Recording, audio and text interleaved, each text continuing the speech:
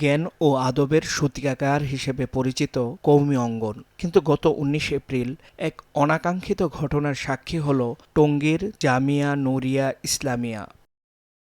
মাদ্রাসা কর্তৃপক্ষ জানায়, অভিভাবকদের সঙ্গে যোগাযোগের জন্য প্রতিটি ফ্লোরে মোবাইল ফোনের ব্যবস্থা থাকা সত্ত্বেও একদল শিক্ষার্থী উস্কানিমূলক আচরণের মাধ্যমে শিক্ষা কার্যক্রমে বাধা সৃষ্টি করে।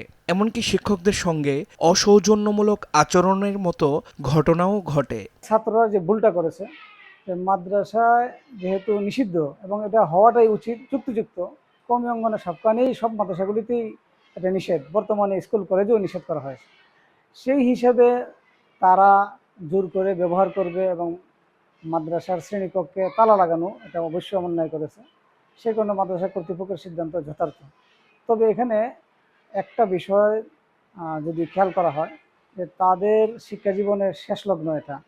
সেই হিসাবে ছাত্রদেরকে আমি বিশেষ করে আমার দৃষ্টিভঙ্গি, তাদেরকে বলবো, তোমরা তোমাদের ভুল স্বীকার করে ওস্তাদের কাছে ক্ষমা চেয়ে নাও, তোমরা তোমাদের নিরে ফিরে আসো। অভ্যন্তরীণ শৃঙ্খলা ফেরাতে জরুরি সভায় বসেন মাদ্রাসার শিক্ষকরা।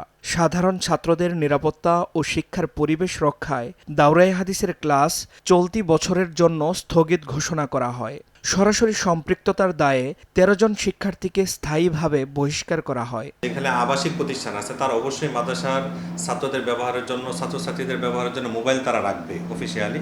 সেগুলো তারা ব্যবহার করে নিজের, কারণ বাড়িতে ফোন দিতে হয়, টাকা আনার জন্য, বিকাশে টাকা আনার প্রয়োজন পড়ে, বা বিভিন্নভাবে তাদের বাড়িতে সংবাদ জানার প্রয়োজন পড়ে। তো সেই প্রেক্ষিতে মোবাইল রাখা হবে মাদ্রাসায়, কিন্তু নির্দিষ্টভাবে নির্দিষ্ট ওস্তাদের কাছে থাকবে অথবা দায়িত্বশীলের কাছে মোবাইল থাকবে। তারা মোবাইল ব্যবহার করে আবার ফেরত দিবে। এটা মাদ্রাসার কর্তৃপক্ষের মোবাইল, ছাত্রদের নিজস্ব মোবাইল না। তাহলে মনে হয় সমাধান হতে পারে।